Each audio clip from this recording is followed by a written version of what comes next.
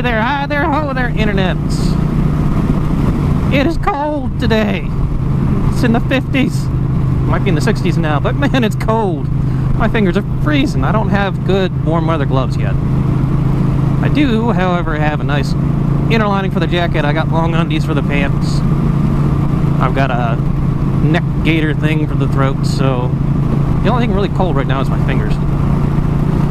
So, that being said, it is time for round 2 of Frightful Friday. To give a little bit of background, there was not a whole hell of a lot to do with this friggin' light. Alright, after the light. So, the area that I grew up in was tiny. I think I've mentioned it before. In fact, you go look at my Can't Go Home Again videos, you can see the actual house I grew up in.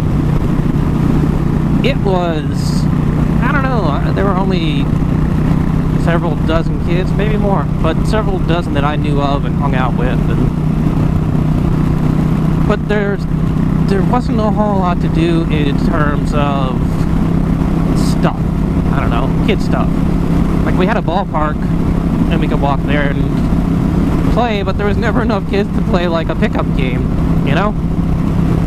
They installed a basketball court for us at that point too, and that was great until, you know, the older kids started to break off the hoops. Because, hey, nothing is more fun than destruction when you're a teenager. So, the reason I say and tell you this backstory is one of the things we did enjoy was smoking. Honestly, it was like a throwback to the 50s. Everybody smoked. Absolutely everybody smoked.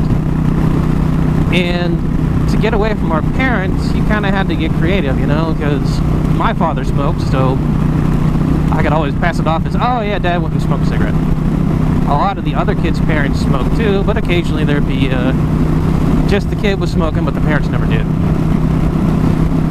So we like to go out and just hang out in my woods and smoke. No real reason other than it was something to do. We got to stay up late. We got to just do what we wanted in the woods. And it just became our thing. We go out, hang out in the woods, sit around, not doing much anything. We bought old Army surplus hammocks we'd string up. Nylon deals, man, with nylon cord. And they were great until the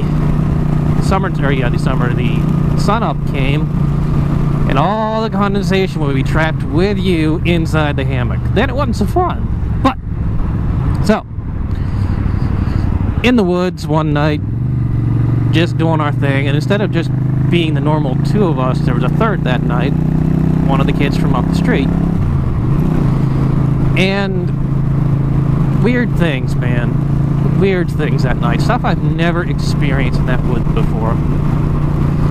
So to set the tone, we've gone out. It's, I don't even know what time. Late. We just lit up our fire. We're kicking around, enjoying ourselves. And it's one of those nights, it doesn't seem really pretty, but it must have been a full moon. Because as soon as the fire started to settle down and go into just embers, all of the woods was just lit up with liquid moonlight. It was astounding. And I wish I could take a picture of how it had been, because words fail to describe the scene. You know, it just, if you've ever been camping on a really moonlit night, as the stuff comes through the canopy, it's a sight to behold. I guess we'll go with that. So we thought it was really cool, and we were looking at it, and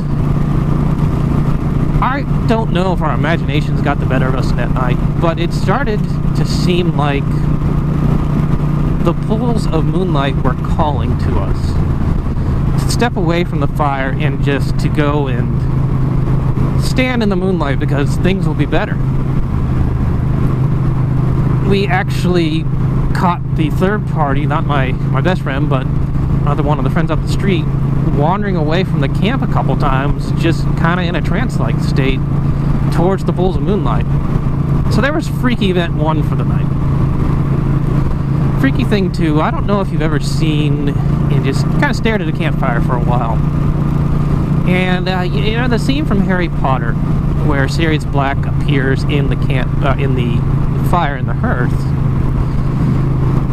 That's kind of what happens sometimes with your imagination, just staring into a campfire. You start to see faces and objects and things, kind of like clouds. You know how your mind tries to form images to just random generated clouds. We started to see things in the campfire, but it wasn't benevolent. It wasn't. We started to see things in the clouds. Yeah, buddy.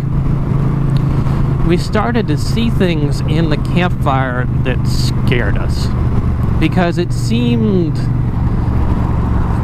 rather frightful. It wasn't a normal campfire. There was stuff in there that just seemed pure evil. And it wasn't just one of us, it was all of us seeing this crap in the campfire. So,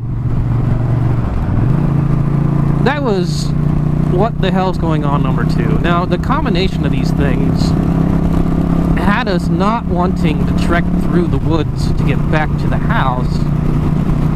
Because remember the moonlight, and it seems like the pool's wanting to trap us and transport us off? Yeah. Didn't want to risk that in going back to the house. And now the third thing that just burns into my mind as being the I don't know what happened here, my brain doesn't know what happened here, I don't ever want to know what happened here. So we've all kind of freaked out. We're all trying to avoid staring into the campfire. And we're all smoking along, just collected within our own thoughts. Have you ever noticed how, with a fan, the noise is always kind of there, and sometimes you notice it, but most times you don't. Your mind just relegates it to being background noise. And me and my best friend started to hear chanting, but it didn't sink in right away. You know, it was just kind of there in the background. Until finally it got loud enough that it started to register in our brains. Wait, that's our friend. What the hell is he saying? And I swear this is not a lie. I don't know what words, what sounds were coming out of his mouth, but they were not the English language. But the worst part of it is not that it wasn't English. It was that I understood it. And my mind just said, nope, I don't think so. So we managed to shake him out of the daze, because he had been staring into the campfire, which we had said, don't do that. No, balls. We decided at that point that it would be safer for everyone to just hightail it the hell out of the woods, because I was beyond scared at that point. You know, the whole talking in tongues thing, you hear about it, but experiencing it, the hell with that crap. I'm done. We're out. I'll risk the pools of light. And that was the one and only time where I was ever afraid of the woods in our back lot. It never happened again. I've never experienced anything like that again.